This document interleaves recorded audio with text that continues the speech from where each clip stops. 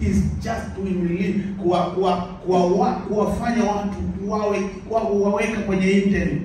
You are teaching them, mchana usiku, teaching them the word, giving them the word, giving them. Biblia inasema kwamba tutatoa account, tutatoa hesabu juu ya mambo tuliyofanya katika Bwana, right?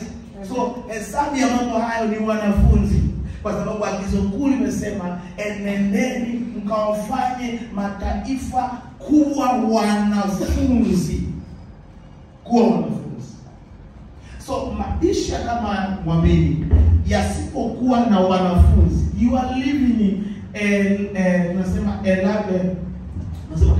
an empty life. Niwaambia Ebeneza jana. Niwaambia kwamba mimi hata sina urafiki, hata utaki kunichekea. Hata utaki kunitabasamu. Mimi natabasamu na mimi. Yaani mimi unanitabasamia kwa nini? Kwa sababu una wanafunzi. I'm not joking. Na nilikuwa si joking. I'm not joking. Mwambie ukweli.